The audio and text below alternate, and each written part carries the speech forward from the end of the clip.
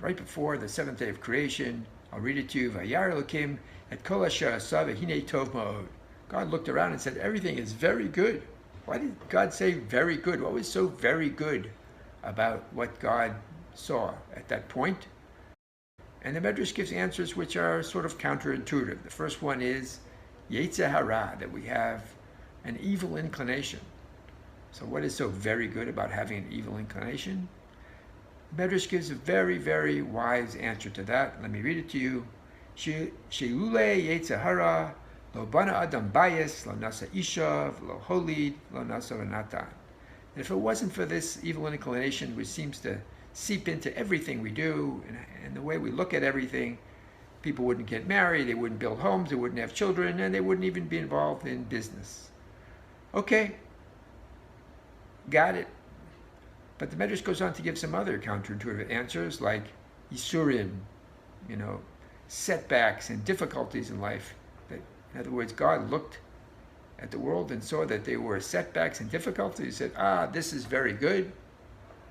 So the Midrash answers that, again, because of the possibilities of growth through these difficulties and somebody changing their character, ultimately they can get to the point, sort of the end game, where they merit the world to come. So that's very good.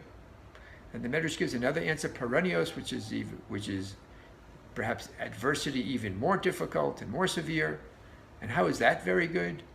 So the classic commentator Eitz Yosef says that through this severe adversity, you can actually get to a point where you feel the justice of the divine system. And that justice, as we know from many other sources, is based on this idea that God metes out the consequences of our actions, midah k'neged midah, that there's somehow an exact match between what we did and the consequences. And so this commentary says that we could get to a point of self-awareness and higher consciousness where we actually start to link up the misdeed we did and the consequences, and this divine justice becomes absolutely clear, and it brings us to a much higher state of faith. And of course, that would be very good. So I'd like to bring this sort of down to a human level. There was a podcast I heard recently, someone named Eliza Bulo.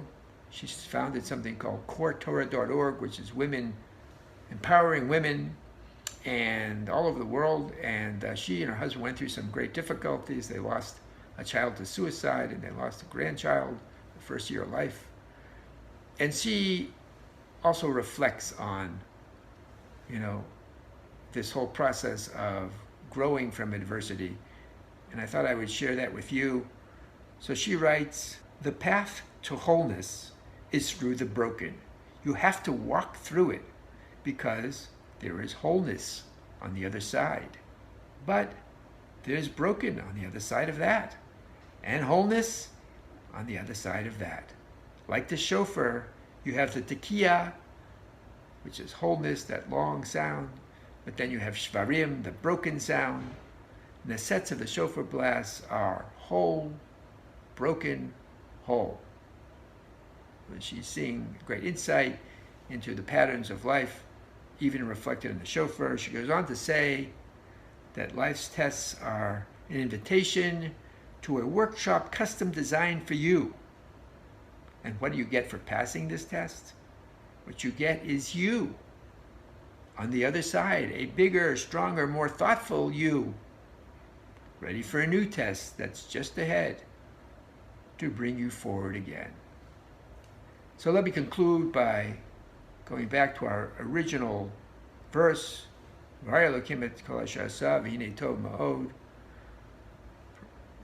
can reframe it to mean that God looked around and he saw all the things that are happening to human beings, and some of them seem like they're bad, but actually they are catalysts for human growth, and they are catalysts for moral development. And so therefore, it's fair to say that even those things that don't particularly look good are actually very good. Thank you. Have a great Shabbat.